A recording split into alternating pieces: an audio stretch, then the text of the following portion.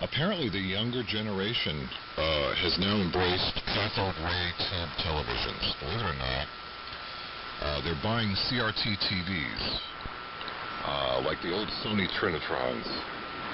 And I think there are some new manufacturers making CRT televisions. And it's the same thing that happened with analog turntables. The young folks say, well, the picture looks a lot better, and it's more nostalgic. And when they play video games, the contrast is higher. And, it kind of softens the jagged edges of the vintage video games. The resolution is, enjoyable. So they're going back to CRT TVs, if you can imagine that. And the other thing I'll add about the antenna television broadcast over-the-air antennas, I did dump cable TV quite some years ago, and only buying internet connection here. And I find that by, kind of subscribing and unsubscribing from various streaming services, you can pretty much get everything that you need that you used to get from cable. And the antenna, I did have an external antenna for a while, but I found our local PBS affiliate, which is kind of about the only over-the-air broadcaster that we really are interested in, moved to the low VHF channel, which for an antenna, you have to have a very long element to pick that up. The low VHF band. UHF, is just a little bow tie, but VHF is much more elaborate. So it was becoming a little bit more exterior antenna than I wanted. So that's the end of that saga. Anyway, good morning, Eric. Very strong signal here. By the way, Joe in Concord, Massachusetts, WB2CAU, W1GFH. Yeah, good morning, Joe. Yeah, we've spoken before, W1GFH, WB2CAU, with the group. Yeah, nice signal here also, good sounding audio. About the CRT TV, I was unaware of that.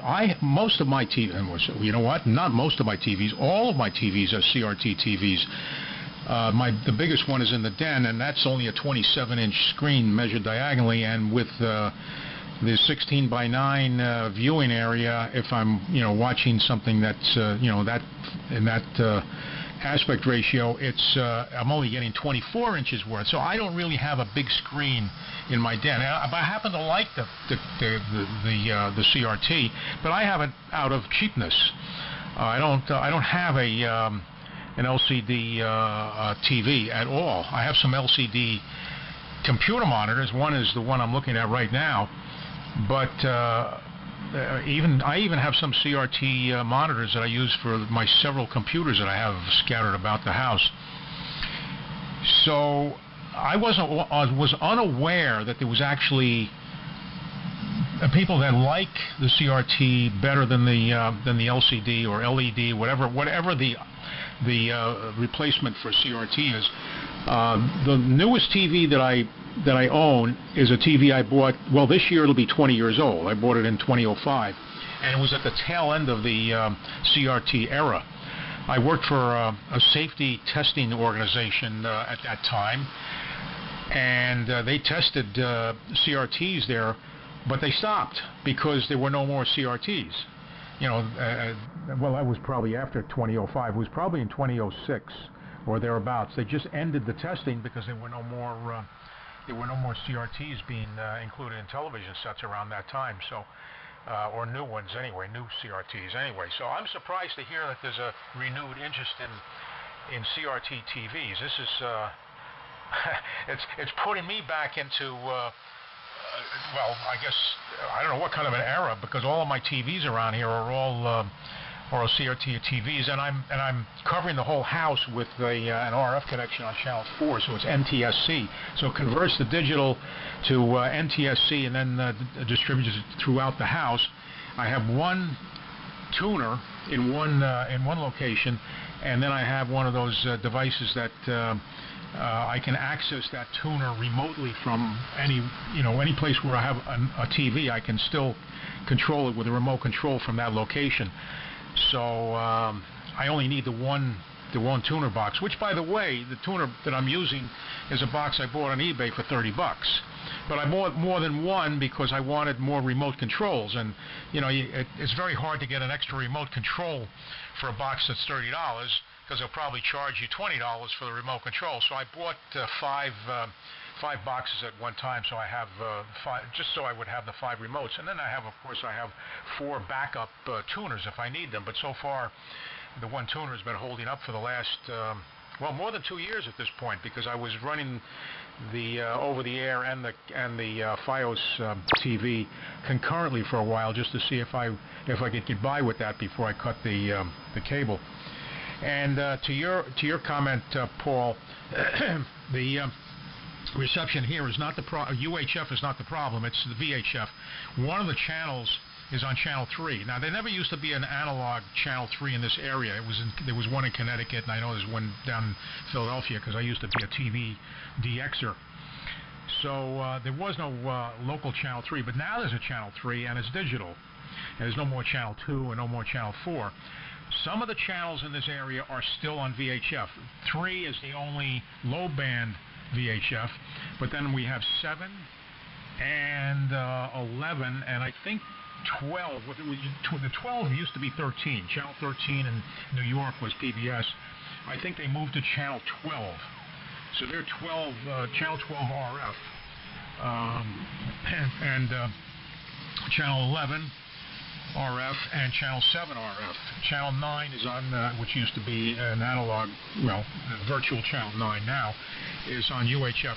So I don't have a problem with the UHF channels at all. It was only the VHF, and the the antenna I have on the roof is a all band VHF up to UHF, so it covers the whole range. But I think that it's aging. I think there's probably some connections in there that are no longer good. I don't know if it's the cable so much. I think the cable is okay. It's pretty well sealed up. But I think the antenna itself wasn't intended to last quite this long. And there were other options for antennas, as Televests, I think, make some of the best antennas. I think they're made in Italy, if I'm not mistaken.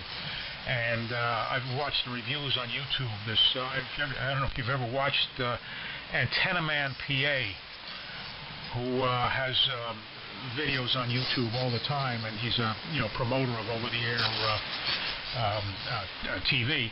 And he has reviews on antennas and so forth. And the Televest, I guess, is one of the better ones. They have a built-in preamp, and the preamp, if it fails, will bypass automatically, which is a good idea, because if you have a preamp up by the antenna and the preamp fails, you don't get any more reception, because you've just blocked the signal. You have to take the antenna down to get access to that preamp. So I think the Televest idea is a good idea, because it's probably very easy to blow the front end on a preamp with a nearby lightning strike or something. So anyway, that's an antenna. If I was going to change the antenna, that would be the antenna I would get. So that's kind of a long transmission. Back over to you, Paul. WA3VJB and now the group. This is WB2CAU. Yeah, what's interesting about the boxes that you've got there, it reminds me, I've still got some of those analog to digital converter boxes that they sent around for free. There was a coupon that allowed people to continue watching the new digital channels downloaded to channel 3 or 4 on their analog televisions. If you want one of those for your collection, Eric, as long as you're going to use your CRT monitors there. Hey, you could look at it this way. You're suddenly fashionable again. Based on what Joe's saying, the kids are all going to want to come over to your house.